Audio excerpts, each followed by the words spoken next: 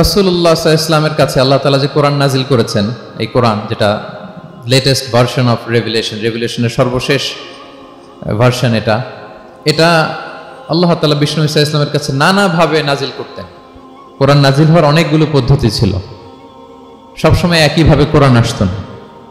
কখনো কখনো কোরআন আসতো মিসলা সলসালাতিল জারাস, আমরা ঘন্টা যখন বাজাই যে বিকট শব্দ হয়, এরকম বিকট আওয়াজে মাঝে মাঝে কোরআন নাজিল হতো। আপনাদের মনে থাকবার কথা, বাংলাদেশে আমরা যখন প্রাইমারি স্কুলে পড়তাম বা হাই স্কুলে পড়তাম, ঘন্টা শেষ হলে, একটা ক্লাস শেষ হলে দফতরি কি করতো বলেন তো? হ্যাঁ, দিত না? মনে পড়ে? পিকচারাইজেশন হচ্ছে? আচ্ছা, প্রচন্ড আওয়াজে ওই বেলের মধ্যে বাড়ি দিত। তখন আমরা বুঝতাম কি একটা ঘন্টা হয়েছে। এক ক্লাস শেষে একটা দিত, দুই ক্লাস শেষে দুইটা, ক্লাস যখন সব শেষ তখন অনেকগুলো দিত, বুঝতাম যে ছুটি আমাদের। এরকম রিঙ্গিং বেল যদি বাজানো হয়, ঘন্টা বাজানো হয়, এটার যেরকম বিকট শব্দ, এরকম বিকট আওয়াজে মাঝে মাঝে কোরআন নাজিল হতো। রাসূল সাল্লাল্লাহু আলাইহি ওয়াসাল্লাম বলেন, এই প্রসেসে কোরআন রিসিভ করা আমার জন্য বড্ড কষ্টকর ছিল। আম্মা জান আয়েশা রাদিয়াল্লাহু তাআলা আনহা বলেন, প্রচন্ড শীতের রাতে আমরা কাঁপতাম শীতে, আর বিষ্ণু সাল্লাল্লাহু আলাইহি ওয়াসাল্লাম ঘামতেন। ওয়া ইন্না জাবিনাহু লা ইয়াতাফাসসাদু আরাফান, আমরা শীতে কাঁপতাম, কম্বল জড়িয়ে রাখতাম, আর বিষ্ণুনবীর কপাল বেয়ে ঘাম ঝরতো। সুবহানাল্লাহি বিহামদিহি। এভাবে তিনি কষ্ট করে কোরআন রিসিভ করেছেন। এটা একটা পদ্ধতি।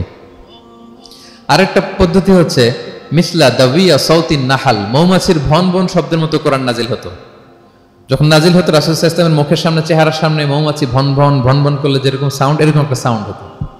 এটা সাহাবারা কাছাকাছি যারা থাকতেন ওনারা উইটনেস করেছেন অনেকবার। আজকের এই আলোচনাটা এটার সাথে প্রাসঙ্গিক, আমি বলবো আপনাদেরকে। দুইটা পদ্ধতি গেল। আরেকটা পদ্ধতি হচ্ছে মিন ওয়ারাই হিজাব, পর্দার অন্তরাল থেকে সরাসরি আল্লাহ কথা বলতেন, রাসূল সাল্লাল্লাহু আলাইহি ওয়াসাল্লাম শুনতো। এটা কেবল একবারই হয়েছে, মেরাজের রাতে। তারপর মাঝে মাঝে ইউলকা ফি কুলুবি রাসূলিল্লাহ, আল্লাহ রাসূল সাল্লাল্লাহু আলাইহি ওয়াসাল্লামের অন্তঃকরণে আল্লাহ তাআলা ঢেলে দিতেন ওয়াহী। আচ্ছা, আবার কখনো কখনো জিবরাইল আলাইহিস সালাম ওনার মূল আকৃতিতে ওহী নিয়ে আসতেন। ওনার যে বিসূরাতিহিল আসলিয়া, জিবরাইল আলাইহিস সালামের যে মূল সূরাত, এই সূরাতে আসতেন। এই সূরাতে রাসূল সাল্লাল্লাহু আলাইহি ওয়াসাল্লাম জিবরাইল আলাইহিস সালামকে জীবনে দুইবার দেখেছিলেন। একবার ওই যে হেরা গুহার ওখানে দেখেছিলেন, আর একবার সেই সিদরাতুল মুনতাহা মেরাজের রাতে দেখেছিলেন। 600 পাখা মেলে বিশাল আকৃতি নিয়ে পুরো দিগন্ত বিস্তৃত করে জিবরাইল আলাইহিস সালাম নেমে আসতেন। দুইবার এভাবে রাসূল সাল্লাল্লাহু আলাইহি ওয়াসাল্লাম দেখেছিলেন। এভাবে কোরআন নাজিল হতো। আবার কখনো কখনো রাসূল সাল্লাল্লাহু আলাইহি ওয়াসাল্লাম এই যে হিউম্যান শেপে, মানুষের আকৃতিতে আসতেন, দেখতে মানুষের মতো লাগতো। মানুষের আকৃতিতে জিবরাইল আলাইহিস সালাম এসে কোরআন পৌঁছে দিয়ে যেতেন। বিষ্ণু সাল্লাল্লাহু আলাইহি ওয়াসাল্লাম বলতেন, এই প্রসেসে ওহী রিসিভ করা আমার জন্য সবচেয়ে সহজ ছিল। এটা তো খুব স্বাভাবিক, ন্যাচারাল, যে একজন মানুষ এসে আমার সাথে কথা বললে, মানুষ মানুষের সাথে কথা বলবে, এটা তো খুব ফ্লেক্সিবল হবে, কমফোর্টেবল হবে। বাকি পদ্ধতিগুলো রাসূল সাল্লাল্লাহু আলাইহি ওয়াসাল্লামের জন্য কঠিন ছিল। এবং এই সূরাতে যখন জিবরাইল আলাইহিস সালাম আসতেন, তখন দিহিয়াতুল কালবি আল আনসারী নামে এক সাহাবীর সূরাতে আসতেন। ওনার তওবাটা আল্লাহর কাছে খুব পছন্দ হয়েছিল।